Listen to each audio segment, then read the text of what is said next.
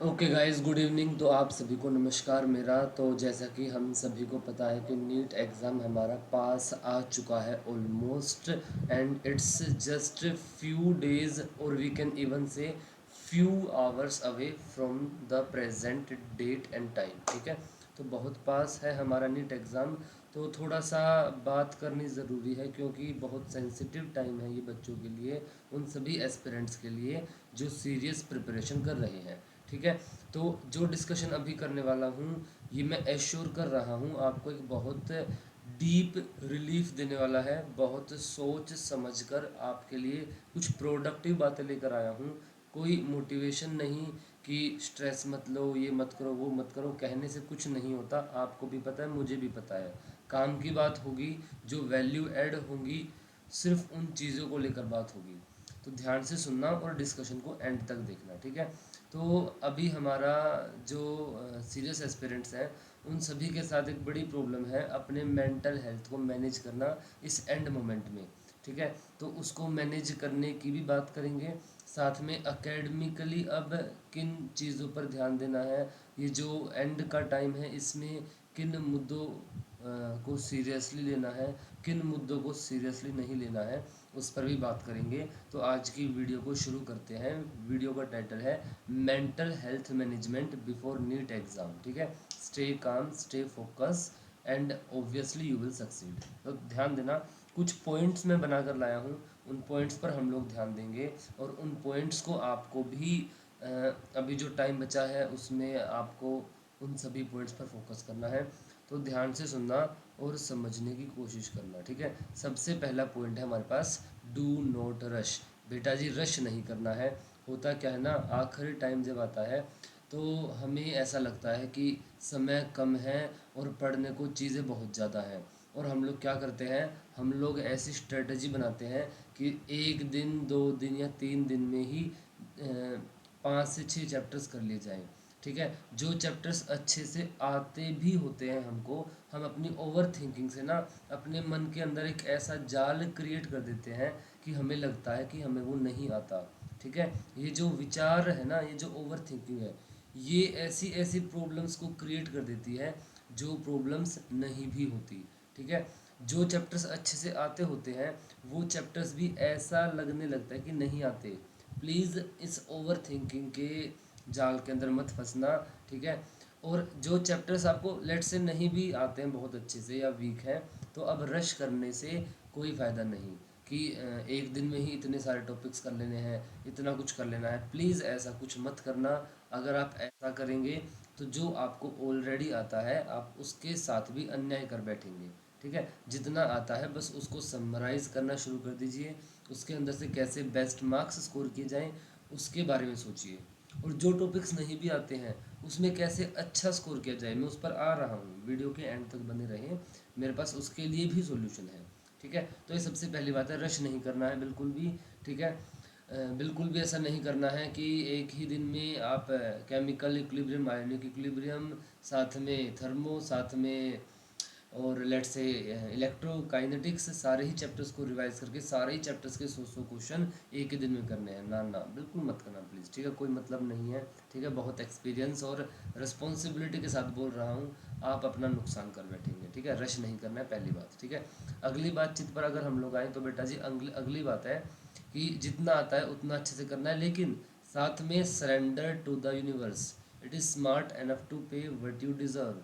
ठीक है, surrender to the universe, it is smart enough to pay what you deserve. ठीक है, क्या कहना चाह रहा हूँ बेटा जी, कहना ये चाह रहा हूँ, कितना ही देखो, कोई भी एस्पिरेंट कितना ही अच्छा क्यों ना प्रिपेयर कर ले, डर हर किसी बच्चे को लगता है। जो एक सिचुएशन बता रहा हूँ, ऑब्वियस सी बात है, कोई ना कोई बच्चा ऑल इंडिया रैंक बनाएगा। वो बच्चा अभी कुछ ना कुछ कर रहा होगा, तैयारी वगैरह, विश्वास करिए वो भी डर रहा होगा। जिस बच्चे की प्रिपरेशन सबसे परफेक्ट है वो भी डर रहा होगा, जिसकी परफेक्ट नहीं है वो तो डर ही रहा होगा, जिसकी परफेक्ट है वो भी डर रहा होगा। तो डर सबको लगता है। ठीक है, कबीर साहब ने एक बड़ा अच्छा दोहा भी कहा है, भय पारस है जीव का, निर्भय होए ना कोई। ठीक है, रिपीट करता हूँ, भय पारस है जीव का, निर्भय होए ना कोई। डर रहेगा जब तक आप मानव जीवन के अंदर हैं, डर हमेशा रहेगा। बस उस डर को मैनेज करना है। क्या करना है? मैनेज करना है। ठीक है, तो मैनेज करने की एक बहुत अच्छी स्ट्रेटजी है बेटा। ये जो यूनिवर्स है, ये जो एग्जिस्टेंस है, ये जो अस्तित्व है, ये जिसने भी बनाया है या जैसे भी बना है, ठीक है, ये बहुत स्मार्ट है। ठीक है, बनाने वाला पागल नहीं है। आपने अगर मेहनत की है, वो देख, everything is taken care of. ठीक है, तो सरेंडर टू द यूनिवर्स, घुटने टेक दो कि मैंने अपनी तरफ से जो करना था कर लिया। अब डियर एग्जिस्टेंस, डियर यूनिवर्स, आप देखिए।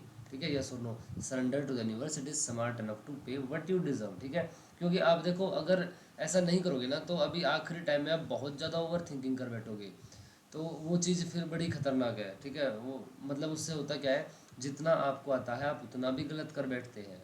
ठीक है, तो प्लीज़ ऐसा मत करना, प्लीज़ ऐसा मत करना। ठीक है, तो यूनिवर्स को आप अगर सरेंडर कर देंगे, यू विल फील बेटर। आपको लगेगा कि now stress is going, over thinking will reduce.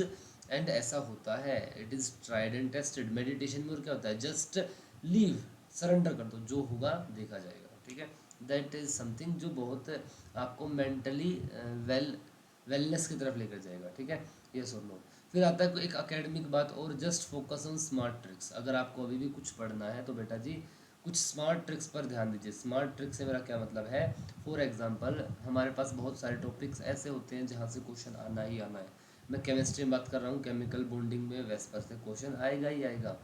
Chapter 2 atomic structure में, ठीक है, जो हमारा क्वांटम मैकेनिकल मॉडल है, जो इरविन स्ट्रोडिंजर ने दिया था, वो क्वेश्चन आएगा ही आएगा वहाँ से। ठीक है, बात की जाए, अगर हम चलते हैं इसके आगे, लेट्स से फॉर एग्जांपल, अगर मैं एग्जांपल लेता हूँ इसमें, पीरियोडिक के अंदर आयोनाइजेशन एंथैल्पी, या मैं कहूँ इलेक्ट्रॉन के एंथैल्पी के ट्रेंड से क्वेश्चन आएगा ही आएगा। आउट ऑफ दीज ज़्यादातर यही दो ट्रेंड्स है जहाँ से क्वेश्चन आ रहा होता है। ठीक है, बाकी एक एम्फोटेरिक ऑक्साइड्स वगैरह याद कर सकते हो। चैप्टर 3 समअप हो गया। चैप्टर 4 के अंदर वेस्पर आ गया। ठीक है, वेस्पर के अलावा सवाल पूछना तो मोलिकुलर ऑर्बिटल थ्योरी से डाल देगा। ठीक है, उसके अलावा अगर आगे बात की जाए तो हम चलते हैं ऑर्गेनिक के अंदर जो टेस्ट्स हैं, Tollens test, Fehling test, Benedict test, etcetera tests के अंदर से एक क्वेश्चन आएगा ही आएगा। यस और नो। अगर उसके अलावा बात की जाए, अच्छा उसमें सारे टेस्ट आ गए। ठीक है, अमीन्स के भी आ गए, कार्बेलामीन, हिंसबर्ग वगैरह। ठीक है, टेस्ट से क्वेश्चन आएगा ही आएगा। ठीक है, उसके अलावा बात की जाए तो बेटा जी बायोमोलिक्यूल्स के अंदर से reducing sugar, non reducing sugar, थोड़ा सा इस पर ध्यान देना, थोड़ा सा प्रोटीन्स वगैरह पर, एसेंशियल अमीनो एसिड्स पर ध्यान देना। मैंने एक यूट्यूब चैनल के ऊपर शॉर्ट वीडियो में ट्रिक भी डाल रखी है कि कैसे एसेंशियल को, नॉन एसेंशियल को याद करें। तो इस तरीके से थोड़ा सा बस एक स्मार्ट तरीके से जाए। ये तो है स्मार्ट चीज़ें एकेडमिक। अब आता हूँ क्वेश्चंस में स्मार्ट ट्रिक कैसे लगानी है। सवाल लगता है नहीं आता अच्छे से, थोड़ा सा जब घी सीधी उंगली से ना निकले तो उंगली टेढ़ी करनी पड़ती है। उंगली टेढ़ी करने से क्या मतलब है, जैसे फिजिकल केमिस्ट्री क्वेश्चंस की बात करें, वहाँ ऑप्शन एलिमिनेशन मेथड को यूज़ कर दो कि मुझे नहीं पता सही क्या है, गलत को हटा दिया। काइनेटिक्स में ट्रिक बहुत काम आती है, ये ट्रिक लिक्विड सॉल्यूशन से बहुत काम आती है। ठीक है, कभी कभार थर्मो में भी काम आ जाती है।